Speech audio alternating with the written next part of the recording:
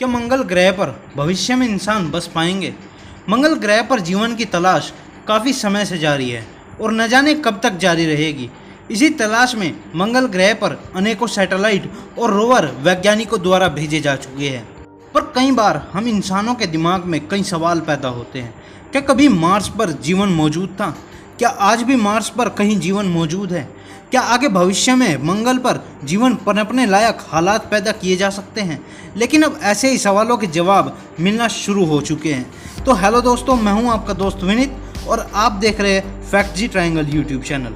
मंगल की एक जगह मार्स गैल क्रेटर है जहाँ मौजूद है नासा का क्यूरियोसिटी रोवर, जो काफ़ी सालों से मार्स की सतह पर जीवन की तलाश कर रहा है। क्यूरियोसिटी रोवर मार्स के गैल क्रेटर में मौजूद है, जो कि 3 अरब साल पुराने अनेकों सेडिमेंट्री रॉक में ड्रिलिंग कर रहा है ताकि हमें मार्स के अंदर की ज़मीन के बारे में कुछ इन्फॉर्मेशन मिल सके। ये पत्थर उस समय के हैं जब मार्स पर तरल पानी बहता था और मार्स के पास पृथ्वी जैसा ही अपना एक एटमॉस्फेयर हुआ करता था।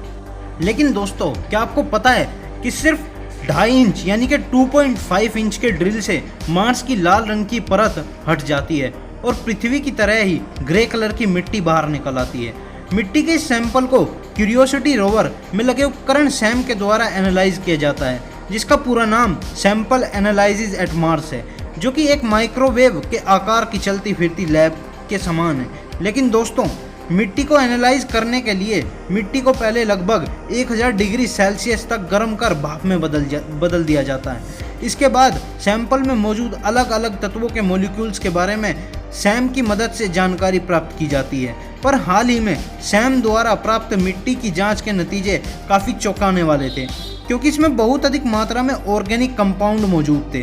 वैज्ञानिकों के अनुसार इसमें कार्बन, नाइट्रोजन और ऑक्सीजन, फास्फोरस और सल्फर यानी वो सारे तत्व जो जिंदगी को बनाने में, संरक्षित करने में बहुत ही मददगार होते हैं, वो सभी मौजूद थे।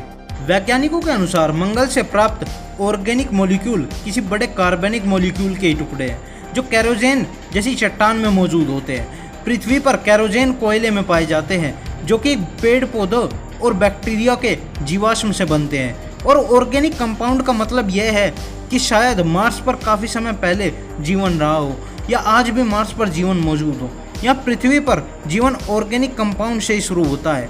ऑर्गेनिक कंपाउंड कार्बन के अलग अलग स्ट्रक्चर्स होते हैं, जिससे पौधे और जानवर बनते हैं। इन स्ट्रक्चर्स में ही अमीनो एसिड और प्रोटीन भी होते हैं, जिससे जीवन की शुरुआत हुई।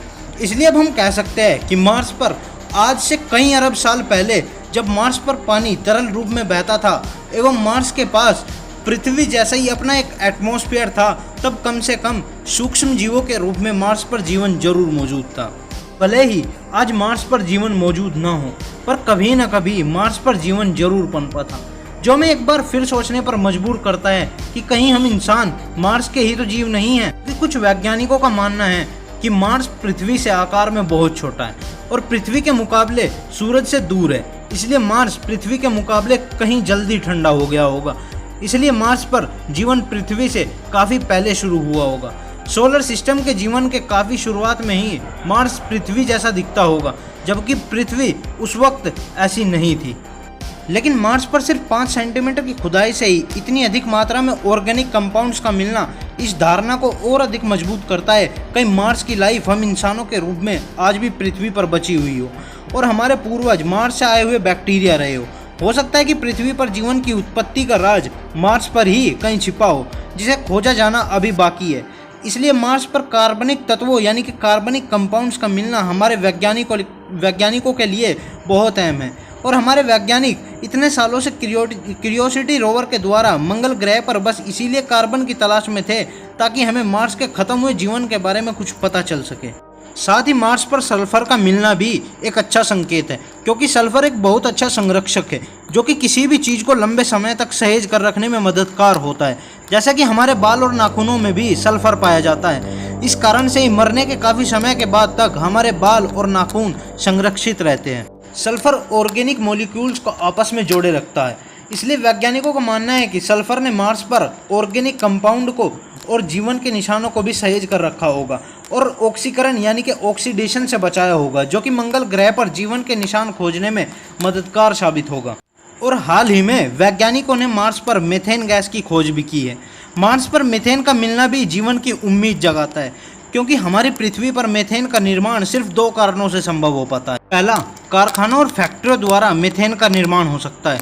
दूसरा, मीथेन का स्रोत जीवन है, यानी पेड़ पौधे, जानवरों और बैक्टीरिया द्वारा ही मीथेन का निर्माण होता है। लेकिन मार्स पर कारखाने, फैक्ट्री तो नहीं है, इसलिए कहीं मार्स पर कोई जीव तो मौजूद नहीं है जो मीथेन का निर्माण कर रहा हो। साथ ही वैज्ञानिकों को पता चला कि मार्स पर मीथेन की मात्रा मौसमों के हिसाब से बदलती रहती है।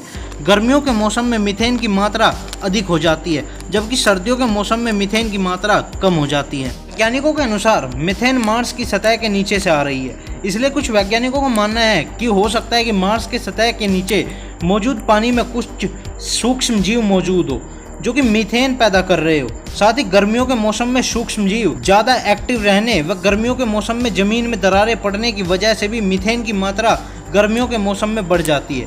क्योंकि हाल ही में मंगल ग्रह पर मौजूद European satellite Mars express orbiter ने मंगल ग्रह पर तरल पानी की खोज की है, जो कि अब पानी मार्स की सतह से 1.5 किलोमीटर नीचे बने केज में मौजूद है। पानी के यह केज करीब 200 किलोमीटर तक के क्षेत्रफल में फैले हुए हैं। आपको तो पता ही है कि मंगल ग्रह पर तरल पानी की खोज काफ़ी लंबे समय से चल रही थी, पर मार्स की सतह पर पानी मिलना असंभव है, क्योंकि मार्स पर वातावरण का दबाव इतना कम है कि सतह पर पानी तरल अवस्था में नहीं रह सकता। मार्स पर एयर प्रेशर कम होने की वजह से मार्स की सतह पर मौजूद पानी उबलकर स्पेस में उड़ गया और उसके निशान आज भी मार्स की सतह पर मौजूद है। इसलिए वैज्ञानिकों को यकीन था कि मार्स की सतह के नीचे कहीं ना कहीं पानी जरूर मौजूद होगा और वैज्ञानिकों ने मैरिसिस के द्वारा पानी की खोज शुरू की।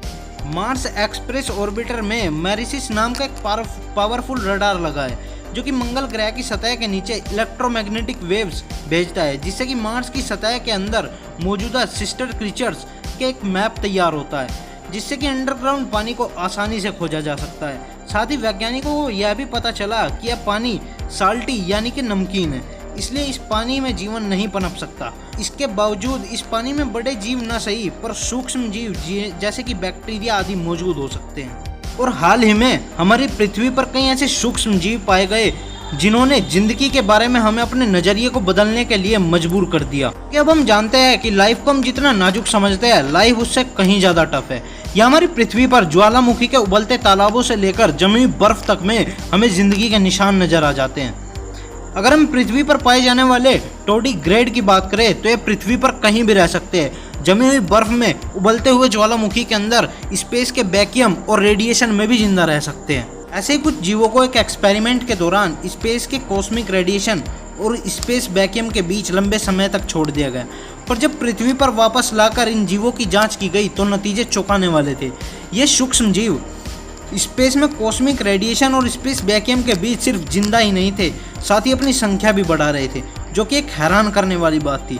इसलिए मार्स पर रेत के नीचे या पुरानी गुफाओं और लावा ट्यूब के अंदर आज भी जीवन मौजूद हो सकता है, जो बचे कुचे पानी और इंटरनल हीट का इस्तेमाल करके फल फूल रहा हो। यानी मार्स पर पानी, ऑर्गेनिक मैटर, यानी वो सारे तत्व जो जीवन को बनाने और जीवित रखने के लिए मौजूद होने चाहिए, वो सभी है। इसलिए भले ही हम जैसा सोचते हैं या जैसा हॉलीवुड की मूवीज में देखते हैं वैसा ना सही, पर एक अलग ग्रह पर, अलग ही माहौल में, एक अलग दुनिया में एक अलग ही जीवन मौजूद था और शायद आज भी मौजूद हो सकता है।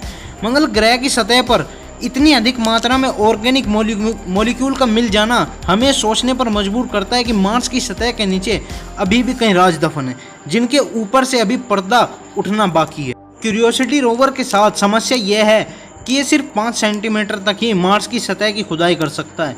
इसलिए इस काम को आगे बढ़ाने के लिए नासा और यूरोपियन स्पेस एजेंसी साथ मिलकर एक नेक्स्ट जनरेशन एक्सोमार्स रोवर मंगल ग्रह पर भेजेंगे, जो क्यूरियोसिटी रोवर के काम को आगे बढ़ाएगा, जो कि मार्स की सतह के 2 मीटर नीचे तक ड्रिल करके सैंपल निकाल पाएगा।